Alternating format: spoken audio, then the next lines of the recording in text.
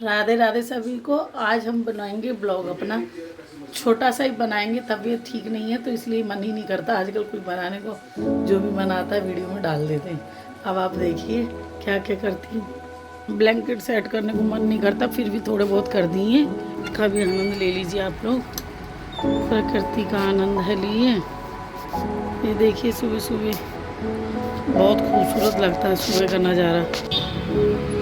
चलिए बागवानी में चलिए हमारी में। ये पंछियों को दाना डाल दिया है, ये भी आ गए। कभी कभी बहुत लेट हो जाता है और इसमें तो देखने लायक सीन है, छोटे छोटे बेबी हैं उसके।